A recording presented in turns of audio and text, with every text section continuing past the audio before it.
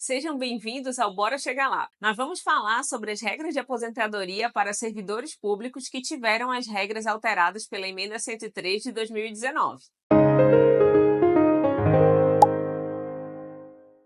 Isso mesmo, Luísa. E a gente sabe que o planejamento para a aposentadoria, ele começa muito antes da chegada dela. E já anota aí as informações para se organizar para ter um futuro mais tranquilo.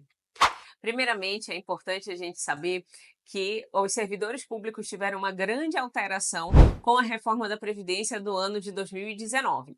Então, vários RPPS tiveram alterações na sua legislação e é importante você ficar atento para saber se o seu regime próprio de previdência sofreu alteração. Desde já, eu adianto que servidores públicos da União e também do Estado do Pará tiveram as suas regras de previdência aí profundamente alteradas no ano de 2019. Essas mudanças, elas trouxeram novas regras, tanto para quem já estava no serviço público, quanto para quem entrou depois. E a gente vai te explicar direitinho. Então a gente vai começar falando sobre a regra geral.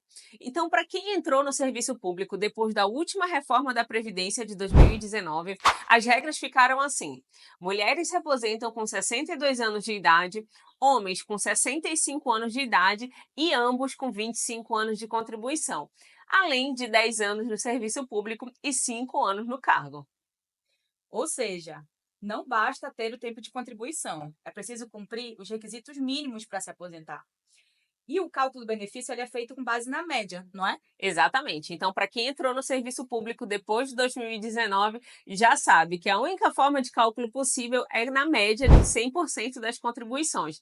E se você quer saber exatamente como que calcula essa média, assiste o nosso vídeo anterior que fala sobre o regime geral, porque as regras sobre a forma de cálculo ficou igual para servidores públicos e pessoas que trabalham lá no regime geral. Para os servidores públicos que já estavam no serviço público em 2019, nós temos duas regras de transição. A primeira é a regra de transição por pontos. Nessa regra, as mulheres têm que ter pelo menos 57 anos de idade e os homens 60 anos de idade, sendo que é no mínimo 30 anos de contribuição para as mulheres e 35 anos de contribuição por ponto. Nessa regra dos pontos, o que são esses pontos, né? Pontos é a soma de idade mais tempo de contribuição. Então, os pontos para as mulheres agora em 2025 é no mínimo 92 e para os homens no mínimo 102 pontos. Fica de olho nessa tabela que vai ficar aqui para vocês com relação ao ano e a quantidade de pontos necessários para a aposentadoria.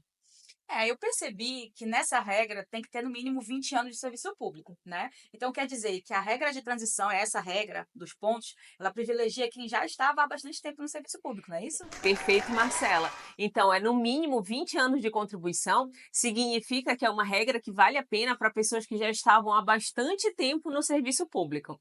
Além do mais, é importante a gente ressaltar que essa regra ela tem duas formas de cálculo. Então, para quem já estava no serviço público em 2003, então ingressou até 31 de 12 de 2003, ainda pode ter expectativa de paridade e integralidade.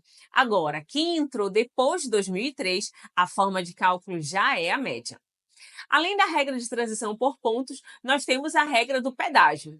Nessa regra, a idade mínima para as mulheres também é 57 anos e para os homens 60 anos, sendo que 30 anos de contribuição para as mulheres e 35 para os homens. E aí, além disso, ainda tem o pedágio.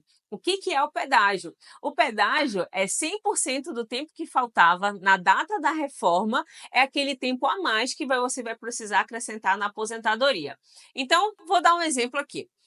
Para um homem, por exemplo, que tinha 33 anos de contribuição na data da reforma. Esse homem deveria ter 35 de contribuição. Então, a diferença entre o que ele tinha para o que ele deveria ter, ou seja, a diferença entre 35 e 33 são 2 anos. Então, ele vai ter que cumprir mais 2 anos de pedágio. Então, para aposentar, ele vai ter que ter 35 anos de contribuição, mais 2, 37 anos de contribuição. Mas, Luísa, me tira uma dúvida. E se a pessoa já tinha o mínimo de contribuição antes da reforma? Como é que fica? Perfeito. Então, se a pessoa já tinha, o homem já tinha pelo menos 35 de contribuição e a mulher 30 de contribuição, então não precisa cumprir o pedágio. Aí a pessoa fica só aguardando a idade para aposentar. Então, percebe que é uma regra aí que vale a pena para quem tem mais tempo de contribuição.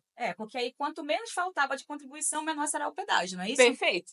Agora que você já conhece as duas regras de transição que são possíveis para servidores públicos, é importante a gente lembrar que a gente tem que planejar a nossa aposentadoria com antecedência, porque as regras de aposentadoria elas vão mudando ao longo do tempo, tá? Então, os servidores públicos vêm cada vez mais se aproximando das regras do regime geral. Então, é importante ficar atento se o ente para o qual você trabalha passou por essa reforma. Então, como eu já adiantei, servidores públicos da União tiveram essa reforma em 2019 e os servidores públicos do Estado do Pará também tiveram essa reforma no âmbito de 2019.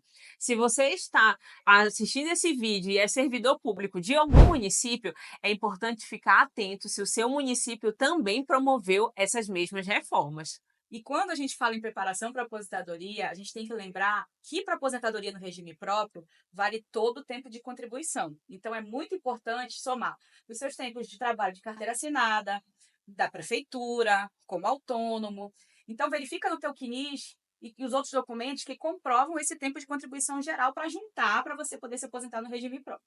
Perfeito. Quando a gente fala de planejamento para aposentadoria, é justamente se organizar tanto documentalmente quanto sabendo quais são as regras aplicáveis para saber justamente o que vai valer para minha aposentadoria, como você falou, o tempo de autônomo, o tempo aí que trabalhou em prefeitura ou como servidor público.